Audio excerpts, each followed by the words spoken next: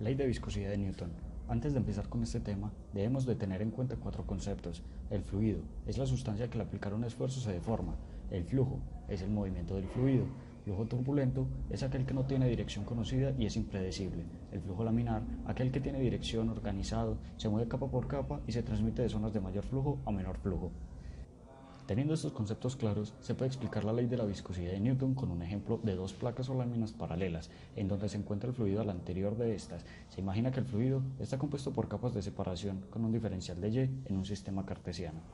En un instante se ejerce una fuerza tangencial sobre una de las placas del área A y se observa que la placa adquiere velocidad y empieza a transmitir cantidad de movimiento a la placa inferior de la lámina en forma de flujo laminar, desplazándose esta cantidad de movimiento de una zona de mayor cantidad de movimiento a una zona de menor cantidad de movimiento por todo el fluido, adquiriendo un diferencial de velocidad con respecto a cada diferencial de Y que decrece a medida que se llega al final de Y, que es la altura del fluido entre las dos láminas.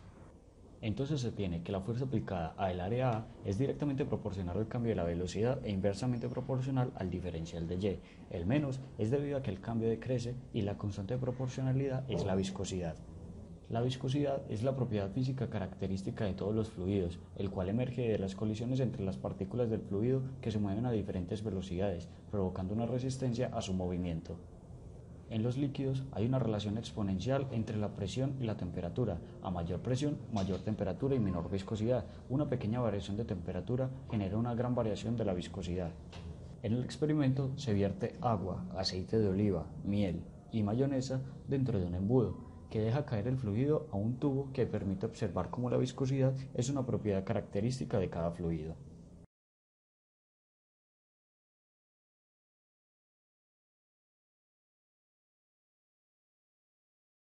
Luego se calienta la miel para observar cómo disminuye la viscosidad del fluido al elevar la temperatura.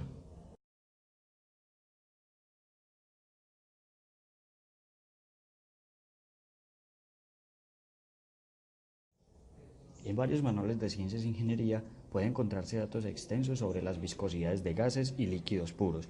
Cuando se carece de datos experimentales y no se tiene tiempo para obtenerlos, la viscosidad puede estimarse por métodos empíricos, utilizando otros datos sobre la sustancia dada. Aquí presentamos una correlación de estados correspondientes que facilita tales estimaciones e ilustra tendencias generales de viscosidad con la temperatura y la presión para fluidos ordinarios. El principio de estados correspondientes utiliza las variables reducidas para obtener y correlacionar la temperatura, presión y viscosidad con relaciones empíricas.